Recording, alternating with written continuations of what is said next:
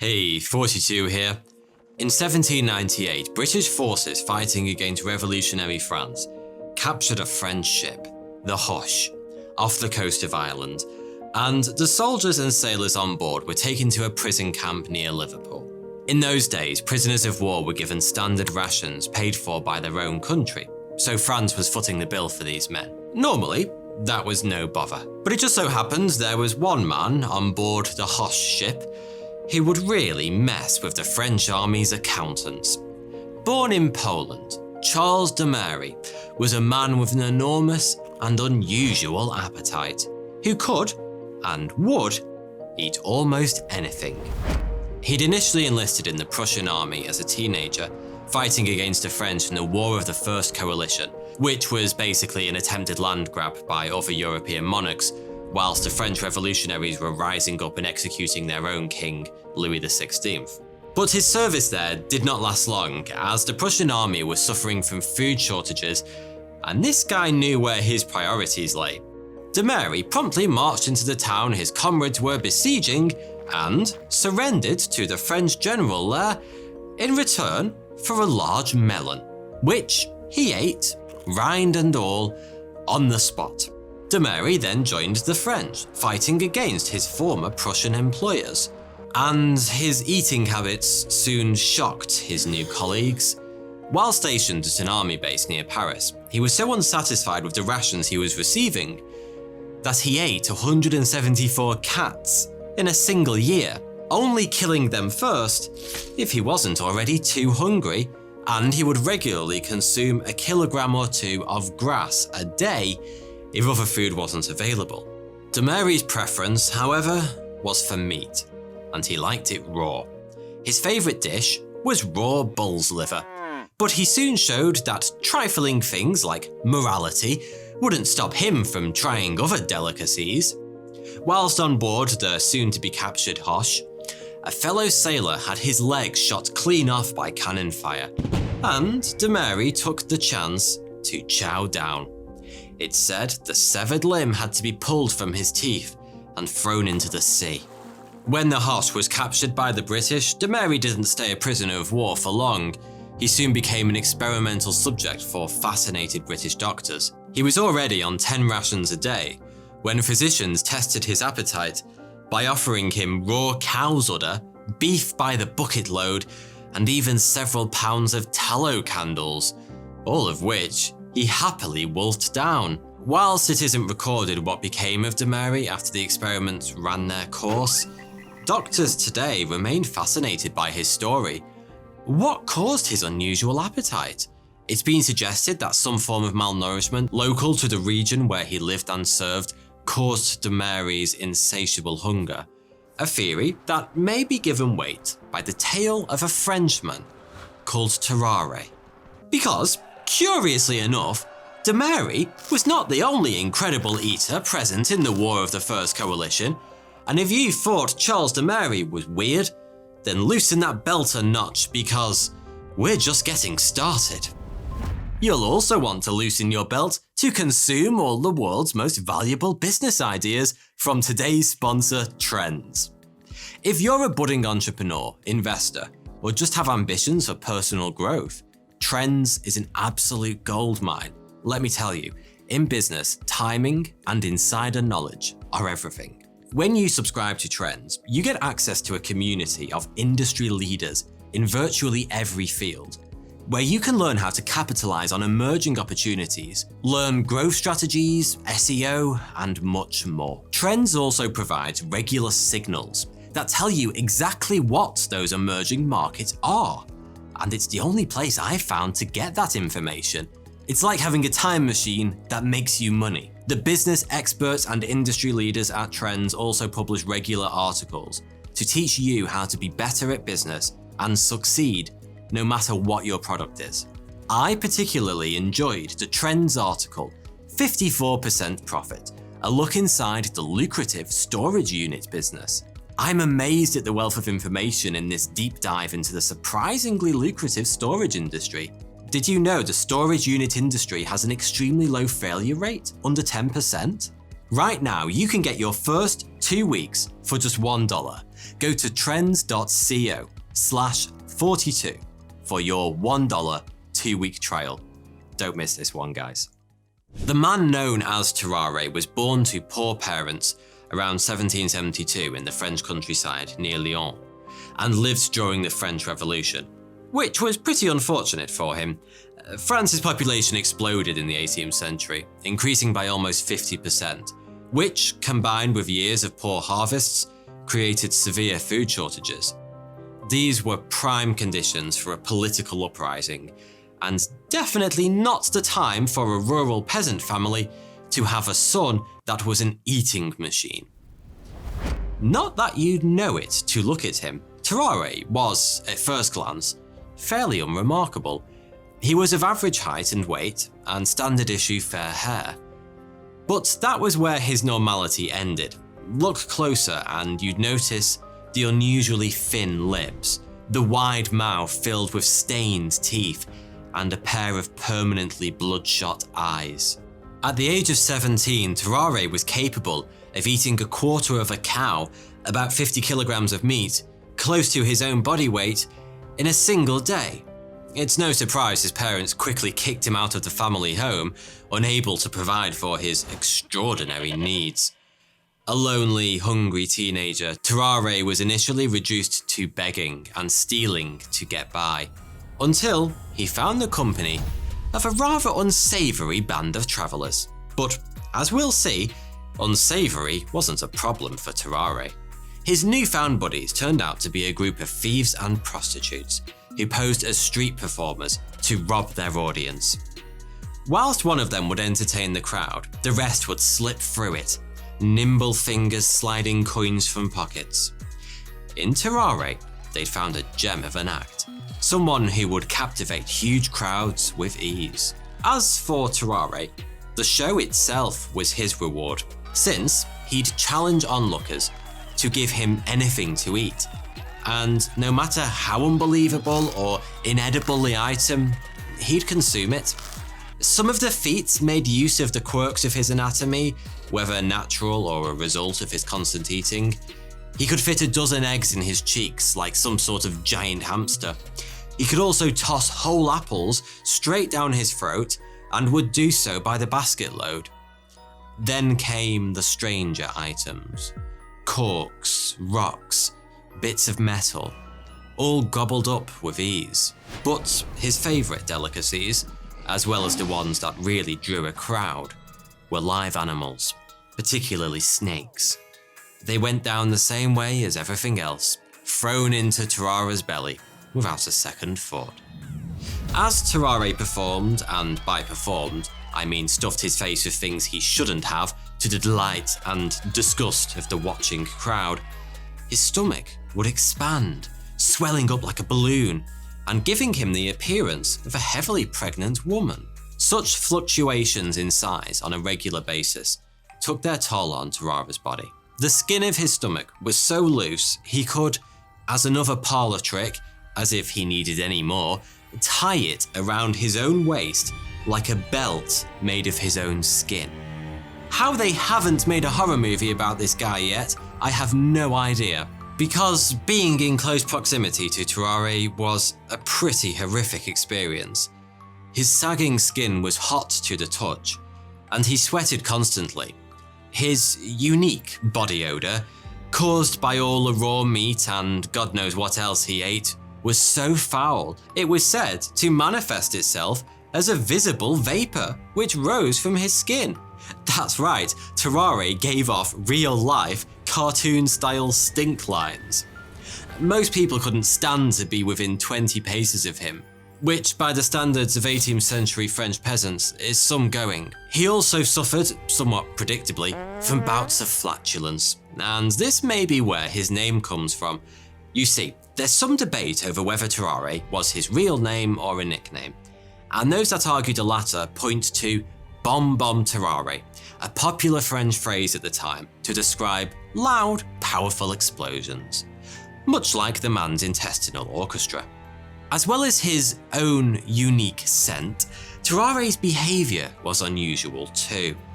Affected either by his diet or the underlying condition which caused his appetite, he was constantly tired and distracted, showing many of the classic warning signs of being extremely malnourished, despite the fact he was constantly chowing down on almost every edible thing in sight, and plenty that wasn't edible.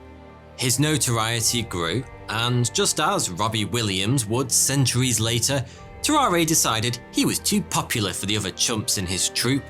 It was time to strike out as a solo act. He left Lyon behind and headed to Paris to perform at such prestigious venues as Pont Neuf, the bridge that was the bustling centre of the city for crime and commerce alike at the time. His shows were just as popular in the capital as they had been before, as much as success can be defined by crowds continuing to gather and giving him inedible objects to swallow. But there was one notable hiccup. One day, during his regular act, Tarare suffered a severe intestinal blockage and became quite unwell, even by his own foul standards. It's not known what object finally proved too much for his poor, tortured insides, but the assembled crowd carried Tarare to Hôtel Dieu, a hospital near Notre Dame. Here, he was provided with the strongest laxatives French medicine had to offer, and, well, they did their job, and it's best we leave it at that. Some of you are probably eating right now. Once cured, Tarare was quickly back to his confident self, boldly offering to swallow the doctor's pocket watch as proof of his recovery. The doctor agreed on one condition, that he was then allowed to cut Tarare open to retrieve the watch. So much for the Hippocratic oath. Tarare wisely refused. After this close call, everything changed. Not just for our gallant glutton, but for France as a whole. The country's revolutionary stirrings brought about the War of the First Coalition, and Tarare, alongside many other able-bodied men, was pressed into military service. Whilst we're not sure why he joined the army or how willing a decision it was, it seems unlikely that meagre military food supplies were part of his thought process. Due to his voracious appetite, he was provided with quadruple rations, and he'd trade favours with other soldiers in return for more food. But even that wasn't enough, and such was his hunger, Tarare was soon reduced to scrounging through rubbish heaps for scraps. Now, this may all sound a little far-fetched, but one, it's going to get a lot wilder, and two, Tarare's condition is surprisingly well documented. That's because he was sent to an army hospital in eastern France, near the German border, suffering from exhaustion. There, his insatiable cravings, which saw him eat hospital bandages, gained him the attention of a well-known and highly respected doctor. Baron Pierre-François Percy is one of the pioneers of military surgery. He was chief surgeon to the French army as well as a university professor, the inventor of several battlefield medical implements, and should probably be considered an all-around trustworthy guy. Alongside the other military doctors at the hospital, Baron Percy performed several experiments on Tarare, which he detailed in notes and reports featured in reputable medical texts such as the Study of Medicine, Popular Physiology, and the London Medical and Physical Journal. It is from these published medical works that the majority of the information we know about Tarare originates. Whilst psychological testing found he was apathetic but otherwise pretty sane, the physical test Tarare was put through delivered remarkable results. The doctors first set out an enormous spread, a meal meant for 15 labourers. Tarare ate and drank everything, which included gargantuan meat pies and 4 gallons of milk, before falling into an almighty food coma and eventually waking up hungry again. Clearly, volume wasn't a problem for this eating machine, so what about the animals that supposedly made up Tarare's street show? Dubious of his claims, the doctors gave him a live eel and watched as he crushed its head between his teeth, then swallowed it whole, dozens of spiny ribs and all. Bear in mind, this was nearly 100 years before the Heimlich manoeuvre became common practice, yet somehow Tarare never choked to death on any of the bones or other assorted odds and ends he consumed. Now, eels up inside you is one thing, but pet lovers may want to mute this part because it's only going to get worse from here. Next on the menu was a cat, which according to Percy's notes, Tarare tore in half and eviscerated before eating everything but the bones. Then, displaying abilities that oddly mirrored his meals, he coughed up the fur. For some reason, these experiments continued. You'd have thought once they'd seen he could eat animals, that would be that. But no. Next came lizards, snakes, Tarare's favourite flesh apparently, and even puppies. All were consumed with apparent relish. At some point in all of this, the French army politely inquired as to whether Tarare would be rejoining his comrades in military duty. But Percy and his colleagues were a canny bunch, and where most people would have simply been disgusted, the doctors had spotted an opportunity. Their last experiment was to see if Tarare could swallow and then pass documents if they were secured within a small container. They had him swallow a box with a note inside, which, shall we say, re-emerged the following day, intact and legible. Tarare repeated this trick at French army headquarters, possibly even in the presence of Napoleon himself. And suddenly, this noxious, insatiable man transformed from a burden into an asset. It was French General Alexandre de Beauharnais who decided to use Tarare as a covert messenger. The plan was to send him across the German border into Prussia to deliver a message, safely ensconced in his gut to an imprisoned French colonel. Tarare's payment for the mission was a wheelbarrow full of 30 pounds of bull organs, which he received in advance and ate immediately in front of the assembled military commanders. I prefer PayPal, but each to their own. Was this the start of a new chapter in Tarare's life as a brilliant spy? Sadly not. Disguised as a Prussian peasant, he was, unsurprisingly, captured a short distance into Germany. Why unsurprisingly? Well, no doubt they could smell him a mile away, and he was presumably eating everything in sight. But what really gave the game away was that Tarare didn't speak a word of German. It's safe to say, he wasn't exactly James Bond. The Prussian forces that had captured him, led by General Zergli, tortured him for information. To Tarare's credit, he lasted a full day before he gave up his mission, telling them about the box in his stomach. But since he had no idea what the message actually said, what was there to do but to chain him to a toilet and wait? Sadly, both the Prussians and Tarare were in for a surprise. The note, after all that, was of little importance. Some accounts claimed it simply asked the recipient to let de Beauharnais know if the message had been received. Clearly, this had merely been a test run to see if Tarare could really be of use. The Prussians weren't too pleased by this development. I'm guessing the guy that fished the box out of Tarare's still warm excrement was especially miffed. General Zergli had Tarare whipped, beaten, and marched to the gallows to be executed. But at the last moment, as the noose was tightened around Tarare's neck, Zergli called the execution off. Whether it was a nasty trick planned from the start or a genuine, just-in-time change of heart, we'll never know. But eventually, Tarare was released back to France with little more than a slap on the wrist. Finally, fed up, excuse the pun, of being defined by his eating abilities, Tarare returned to the military hospital and begged to be cured of his condition. To his credit, Baron Percy tried a host of different remedies, from wine vinegar to tobacco pills to laudanum, a solution of opium and alcohol. Tarare was even put on a diet consisting exclusively of soft-boiled eggs, which must have been a full-time job for one poor chicken. But nothing helped.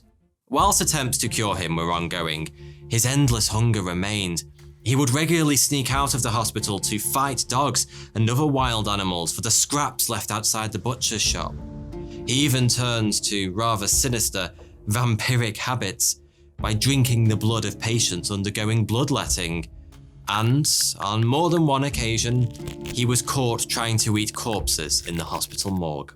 All this time, Baron Percy stood by Tarare, resisting calls for him to be sent to an asylum, steadfastly claiming his patient's ailment was entirely physical rather than mental, and that the right treatment could cure him. But then something happened that even Percy couldn't explain away. In 1794, a 14-month-old toddler disappeared from the hospital. There were no witnesses, nor was there any evidence, but the finger of blame was quickly, and perhaps understandably, pointed at the one patient already known to eat live animals and dead people. After all, was that next step really so much of a moral leap? Though he denied it, Tarare was chased from the hospital by an angry mob. The tale of Tarare then goes cold for no less than 4 years. He left the army and disappeared, as far as we know. But suddenly, out of the blue, Baron Percy received a message from a hospital in Versailles. His old patient had turned up, with not long to live, and had requested the doctor's presence. Enthralled as he was by this medical marvel, Percy rushed to the hospital.